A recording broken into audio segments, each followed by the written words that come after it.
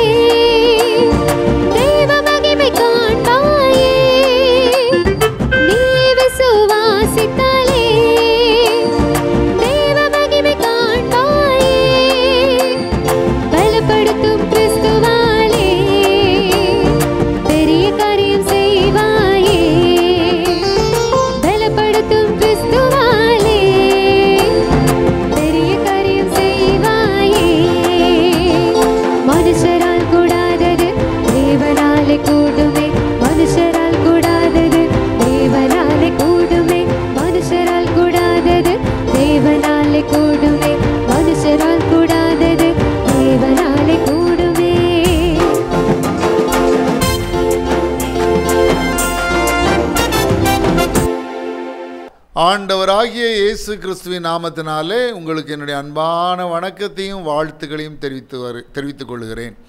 இயேசு செய்த அற்புதங்கள் என்ற தலைப்பில் நாம் தொடர்ச்சியாக தியானித்து வருகிறோம். இயேசு சரீரத்திலும் அற்புதம் செய்கிறவர். சரீரத்தில் அற்புதம் என்றால் என்ன? மருத்துவர்களால் குணமாக்க முடியாத நோய்களையும் இயேசு தம்முடைய வல்லமையினாலே குணமாக்குகிறார். இயேசு கிறிஸ்து இந்த உலகத்திலே மனிதனாக நடமாடிய பொழுது அவர் பல அற்புதங்களை செய்தார். அநேக வியாதியஸ்தர்களை அவர் குணமாக்கினார்.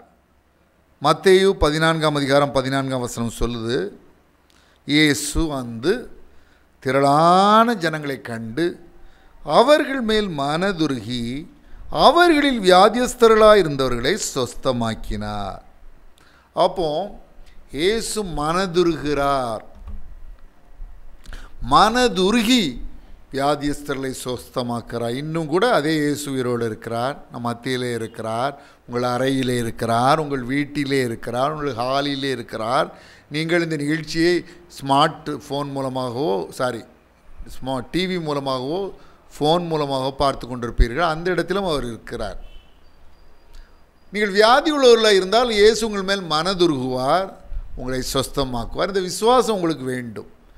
அவர் இந்த உலகத்திலே மனிதனாக இருந்த பொழுது வியாதியஸ்தர்களை கண்டு ஒரு மனது உருகினார். அதே இயேசு இன்னும் உயிரோடு இருக்கிறார், மாறாதவராக இருக்கிறார். இன்னும் வியாதியஸ்தர்களை கண்டு அவர் மனது உருகிறார். இன்னொரு வசனத்தையும் வாசிக்கிறேன். லூக்கா எழுதின சுவிசேஷம் 4வது அதிகாரம் 40வது வசனம். லூக்கா 4:40 அந்த வசனத்தையும் நான் வாசிக்கிறேன், கேளுங்கள்.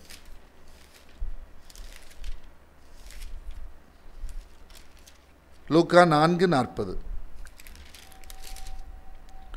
சூரியன் அஸ்தமித்த போது ஜனங்கள் எல்லாரும் தங்களுக்குள்ளே பல பல வியாதிகளால் வருத்தப்பட்டவர்களை அவரிடத்தில் கொண்டு வந்தார்கள். அவர்கள் ஒவ்வொருவர் மேலும் அவர் தம்முடைய கைகளை வைத்து அவர்களை சொஸ்தமாக்கினார். வியாதிகளால் வருத்தப்பட்டவர்கள், வியாதி வந்தது யாருக்கு சந்தோஷம் இருக்கும்? வருத்தப்படுவோம். வருத்தப்பட்டவர்களை எல்லாம் எடுத்துகிட்டு அவர்கிட்ட வாராங்க. ஒவ்வொருவர் மேலும் தனித்தனி கவனம் வைத்து அவர் சொஸ்தமாக்குகிறார்.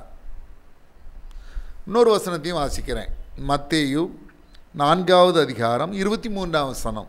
பின்பு இயேசு கலிலேயா எங்கும் சுற்றி நடந்து அவர்களுடைய ஜெப ஆலயங்களில் உபதேசித்து ராஜ்யத்தின் சுவிசேஷத்தை பிரசங்கித்து ஜனங்களுக்கு உண்டாயிருந்த சகல வியாதிகளையும் சகல நோய்களையும் நீக்கி சொஸ்தமாக்கினார். அப்போது சரீரத்திலே ஆண்டவர் அற்புதம் செய்கிறார். சரீரத்திலே காணப்படும் நோய்களை குணமாக்குகிறார். வியாதி நேரத்தில், பலவீன நேரத்தில் ஏராளமான வாக்குத்தத்தங்களை எல்லாம் ஆண்டவர் கொடுத்திருக்கிறார். உதாரணமாக மல்கியா 4ஆம் அதிகாரம் 2ஆம் வசனம் சொல்கிறது, என் நாமத்துக்கு பயந்திருக்கிற உங்கள் மேல் நீதியின் சூரியன் உதிக்கும், அதன் செட்டைகளின் கீழ் ஆரோக்கியம் இருக்கும். இயேசு கிறிஸ்து இந்த அற்புதங்களை செய்கிறார். பரிசுத்தாவின் அபிஷேகத்தை பெற்ற அவருடைய சீஷர்கள், அவருக்கு வல்லமையுள்ள சாட்சிகளாக மாறிய அவருடைய சீஷர்களும் இவ்விதமான அதிசயங்களையும் அற்புதங்களையும் செய்தார்கள் என்று வேதத்திலே நாம் வாசிக்கிறோம். குறிப்பாக அப்போஸ்தலர் 5வது அதிகாரம், அப்போஸ்தலர் நடவடிக்கைகள் 5வது அதிகாரம் 15-16 வசனங்கள் இவ்விதமாய் சொல்லுகிறது. பிணியாளிகளை படுக்கைகளின் மேலும் கட்டில்களின் மேலும் கிடத்தி பேதுரு நடந்து போகையில் அவனுடைய நிழலாகிலும் அவர்களில் சிலர் மேல் படும்படிக்கு அவர்களை வெளியே வீதிகளில் கொண்டு வந்து வைத்தார்கள். சுற்று பட்டணங்களிலிருந்து திரளான ஜனங்கள் பிணியாளிகளையும் அசுத்த ஆவிகளால் பாதிக்கப்பட்டவர்களையும் எருசலேமுக்கு கொண்டு வந்தார்கள். அவர்கள் எல்லாரும் குணமாக்கப்பட்டார்கள். பேதுருவின் நிழல் பட்டு இயேசுவின் பிரதான அப்போஸ்தலனாகிய பிரதான சீஷனாகிய பேதுருவின் நிழல் பட்டு வியாதியஸ்தர்கள் சொஸ்தமானார்கள். அது மட்டுமல்ல, அப்போஸ்தலர் 6ஆம் அதிகாரம் 8ஆம் வசனம் சொல்கிறது, ஸ்தேவான் விசுவாசத்தினாலும் வல்லமையினாலும் நிறைந்தவனாய் ஜனங்களுக்குள்ளே பெரிய அற்புதங்களையும் அடையாளங்களையும் செய்தான். அப்போஸ்தலர் 8ஆம் அதிகாரம் 6ஆம் வசனம் சொல்கிறது, பிலிப்பு செய்த அதிசயங்களை ஜனங்கள் கேள்விப்பட்டு கண்டு அவனால் சொல்லப்பட்டவைகளை ஒருமனப்பட்டு கவனித்தார்கள். அப்போஸ்தலர் 19ஆம் அதிகாரம் 11-12 வசனங்கள் சொல்கிறது, பவுலின் கைகளினாலே தேவன் விசேஷித்த அற்புதங்களை செய்தருளினார். அவனுடைய சரீரத்திலிருந்து உருமால்களையும் கச்சைகளையும் கொண்டு வந்து வியாதிக்காரர் மேல் போட வியாதிகள் அவர்களை விட்டு நீங்கி போயின, பொல்லாத ஆவிகளும் அவர்களை விட்டு புறப்பட்டன. பவுலுடைய சரீரத்தில் உள்ள டவல்ஸ், ஹேண்ட் கர்ச்சீஃப் வியாதியஸ்தலை குணமாக்கியது. பேதுருடைய நிழல் வியாதியஸ்தலை குணமாக்கியது. நம்முடைய அருமை இரட்சகர் ஆண்டவராகிய இயேசு கிறிஸ்து ஒரு அருமையான வார்த்தையை சொல்லி போனார். அதனுடைய விளைவுதான் இப்படிப்பட்ட அதிசயங்கள் அற்புதங்களை தொடர்ச்சியாக அவருடைய பிள்ளைகள் ஒவ்வொரு நூற்றாண்டிலும் செய்து கொண்டே வருகிறார்கள். யோவான் எழுதின சுவிசேஷம் 14வது அதிகாரம் 12ஆம் வசனத்திலே இயேசு கிறிஸ்து மகிமையான ஒரு காரியத்தை சொல்லி போனார். யோவான் 14:12. மெய்யாகவே மெய்யாகவே நான் உங்களுக்கு சொல்லுகிறேன், நான் என் பிதாவினிடத்திற்கு போகிறபடியினால் என்னை விசுவாசிக்கிறவன் நான் செய்கிற கிரியைகளை தானும் செய்வான், இவைகளை பார்க்கிலும் பெரிய கிரியைகளையும் செய்வான். காலாகாலத்திலே தேவன் அவிதமாய் ஊழியர்களை பயன்படுத்தி வந்தார். கேத்ரின் குல்மர் நம்மையாருடைய ஊழியங்களிலே இயேசு கிறிஸ்து பலத்த அற்புதங்களை செய்தார். அவருடைய பெரிய பெரிய வியாதிகள், கேன்சர் நோய், குணமாக்க முடியாத நோய், சாவுக்கு எதுவான நோய், சரீரத்தில் பயங்கர வலிகள் ஏற்பட நோயெல்லாம் அவங்களுடைய கூட்டங்களில் சோமாச்சு. John G Lake, Oral Roberts, TL Osborn கூட்டத்தில் அவர் யாருக்கும் தொட்டு ஜெபம் பண்ணுறது இல்லை, தனித்தனியாக ஜெபம் பண்ணுறது இல்லை. ஆனால் வேதம் சொல்லும் வசனங்கள் மீது ஜனங்கள் நம்பிக்கை வைக்கும்படி உற்சாகப்படுத்துவார். ஜனங்கள் அந்த வசனங்கள் மீது நம்பிக்கை வைக்க வைக்க அது பலத்த அற்புதங்களையும் அடையாளங்களையும் செய்யும். இந்த வசனங்கள், வேத வசனங்கள், தேவன் காலாகாலத்திலே ஊழியர்களை ஏற்படுத்தி வருகிறார். இன்றும் தேவனால் வலிமையாய் பயன்படுத்தப்படுகின்ற ஏராளம் தேவ ஊழியர்கள் உண்டு. இயேசு அற்புதங்களை செய்தது மாத்திரமல்ல, அவருடைய பிள்ளைகளாய நாமும் இத்தகைய அதிசயங்களையும் அற்புதங்களையும் செய்ய அவர் நமக்கு வல்லமை அளிக்கிறார். பரிசுத்தாவின் அபிஷேகம் வெறுமன் ஆடி பாடி நவநாவுகளிலே அவரை துதிப்பதற்கு மாத்திரமல்ல, அவருக்கு வல்லமையுள்ள சாட்சிகளாய் இயேசு உயிரோடு இருக்கிறார் என்று நிரூபிக்கத்தக்க வகையில் அதிசயங்களையும் அற்புதங்களையும் இயேசுவின் நாமத்தினாலே செய்வதற்கு தான் பரிசுத்தாவின் அபிஷேகம். இன்றும் ஆண்டவர் தேவ பிள்ளைகளை கொண்டு திரளான அற்புதங்களையும் அதிசயங்களையும் செய்து வருகிறார். அநேக வியாதிஸ்தர்களை இயேசு சுகமாக்கி இருக்கிறதை வேதத்தில் நாம் வாசிக்கிறோம். வேதம் சொல்லுகிறது, மத்தேயு 8ஆம் அதிகாரம் 17ஆம் வசனத்தில், இயேசுதாமே நம்முடைய பலவீனங்களை ஏற்றுக்கொண்டு நம்முடைய நோய்களை சுமந்தார். சிலுவையில் இயேசு அநேக ஆசீர்வாதங்களை நமக்கு சம்பாதித்து வைத்திருக்கிறார். அவற்றுள் ஒன்று நம்முடைய பலவீனங்களை ஏற்றுக்கொண்டு நம்முடைய நோய்களை இயேசு சிலுவையிலே சுமந்தார். வியாதி நேரத்தில் இந்த வாக்குத்தத்தங்களை எல்லாம் நினைவு கூறுவோம். நானே உன் பரிகாரியே கர்த்தர் என்று சொன்னாரே, கர்த்தர் சகல நோய்களையும் உன்னை விட்டு விலக்குவார் என்று வேதம் சொல்கிறது அல்லவா. நம்முடைய மீறுதல் நிமித்தம் அவர் காயப்பட்டு, நம்முடைய அக்கிரமங்களின் நிமித்தம் அவர் நொறுக்கப்பட்டார். நமக்கு சமாதானத்தை உண்டு பண்ணும் ஆக்கினை அவர் மேல் வந்தது, அவருடைய தழும்புகளால் குணமாகிறோம் என்று வேதம் சொல்கிறது அல்லவா. நாம் பாவங்களுக்கு செத்து நீதிக்கு பிழைத்திருக்கும்படி அவர்தாமே தமது சரத்திலே நம்முடைய பலவீனங்களை சிலுவையின் மேல் சுமந்தார், அவருடைய தழும்புகளால் குணமானீர்கள் என்று வேதம் சொல்கிறது அல்லவா. விசுவாசமுள்ள ஜெபம் பிணியாளியை ரட்சிக்கும் என்று வாக்கு பண்ணியிருக்கிறாரே. நான் உனக்கு ஆரோக்கியம் வர பண்ணி உன் காயங்களை ஆற்றுவேன்னு வாக்கு பண்ணியிருக்கிறாரே. நான் அவர்களுக்கு சௌக்கியமும் ஆரோக்கியம் வர பண்ணி அவர்களை குணமாக்கி அவர்களுக்கு பரிபூர்ண சமாதானத்தையும் சத்தியத்தையும் வெளிப்படுத்துவேன் என்று வாக்கு பண்ணியிருக்கிறாரே. அவர் தமது வசனத்தை அனுப்பி அவர்களை குணமாக்கி அவர்களை அழிவுக்கு தப்புவிக்கிறார் என்று வேதம் சொல்லுது அல்லவா. வேத வசனம் அவர்களை கண்டுபிடிக்கிறவர்களுக்கு ஜீவனும் அவர் உடலுக்கெல்லாம் ஆரோக்கியமுமா என்று வேதம் சொல்லுது அல்லவா. அது ஆறுதலான வசனங்களை எல்லாம் சிந்திப்போம், தியானிப்போம், நம்புவோம், விசுவாசிப்போம். வாதை உன் கூடாரத்தை அணுகாது என்று சொன்னாரே. அவருடைய பிள்ளைகளாய் இஸ்ரவேல் ஜனங்களை பற்றி சொல்லும் பொழுது, அவர்கள் கோத்திரங்களிலே பலவீனப்பட்டவன் ஒருவனும் இருந்ததில்லை என்று வேதம் நமக்கு நம்பிக்கை ஊட்டுகிறது. வியாதி நேரத்தில் இந்த வசனங்கள் மேல் விசுவாசம் வைப்போம், அதை உரிமை பாராட்டுவோம். இந்த வாக்குத்தத்தங்கள்லாம் யாருக்கா? அப்போஸ்தலர் 2:33 வேதம் திட்டமும் தெளிவுமாய் சொல்கிறது, வாக்குத்தத்தமானது உங்களுக்கும் உங்கள் பிள்ளைகளுக்கும் நம்முடைய தேவனாகிய கர்த்தர் தூரத்தில் இருந்து வரவழைக்கும் யாவருக்கும் உண்டாயிருக்கிறதுன்னு சொல்லி தேவனுடைய வாக்குத்தத்தங்கள் எல்லாம் இயேசு கிறிஸ்துவுக்குள் ஆம் என்றும் அவருக்குள் ஆமேன் என்றும் இருக்கிறது என்று 2 கொரிந்தியர் 1ஆம் அதிகாரம் 20ஆம் வசனத்தில் வேதம் சொல்லுகிறது. எண்ணாகமம் 23ஆம் அதிகாரம் 19ஆம் வசனத்தை வாசித்து பாருங்கள். பொய் சொல்ல தேவன் ஒரு மனிதன் அல்ல, மனமாற ஒரு மனுபுத்திரனும் அல்ல. அவர் சொல்லியும் செய்யாதிருப்பாரோ, அவர் வசனித்தும் நிறைவேற்றாதிருப்பாரோ. 1 சாமுவேல் 15ஆம் அதிகாரம் 29ஆம் வசனம் சொல்கிறது, இஸ்ரவேலின் ஜெயபலமானவர் பொய் சொல்கிறதும் இல்லை, தாம் சொன்னதை பற்றி மனஸ்தாபப்படுவதும் இல்லை, மனமாற ஒரு மனிதனும் அல்ல என்று சொல்லி. அது மட்டுமல்ல, தீத்து 1:3 சொல்கிறது, அவர் பொய்யுரையாத தேவன், எபிரேயர் 10:23 சொல்கிறது வாக்குத்தத்தம் பண்ணினவர் உண்மையுள்ளவராக இருக்கிறார். யோபு 33:14 சொல்கிறது தேவன் ஒரு விசை சொல்லியிருக்கிற காரியத்தை 2ஆம் விசை பார்த்து திருத்துகிறவர் அல்லவே. ஆபகுக்கு 2ஆம் அதிகாரம் 3ஆம் வசனத்தை வாசித்து பாருங்கள். குறித்த காலத்துக்கு தரிசனம் என்று வைக்கப்பட்டிருக்கிறது, முடிவிலே அது விளங்கும், அது பொய் சொல்லாது, அது தாமதித்தாலும் அதற்கு காத்திரு, அது நிச்சயமாக வரும், அது தாமதிப்பது இல்லை. வியாதி நீங்கி சுகமாகுதான் தேவனுடைய சித்தம். உங்கள் இருதயம் கலங்காது இருப்பதாக. ஆண்டவர் செய்த அற்புதங்களிலே அநேகருக்கு சரீரத்தில் வியாதியிலிருந்து விடுதலை கொடுத்திருக்கிறார், சரீர வேதனையிலிருந்து விடுதலை கொடுத்திருக்கிறார், சரிய பிணிகளை, சரீரத்தில் காணப்படும் பிணிகளை, உபாதைகளை குணமாக்கி இருக்கிறார்.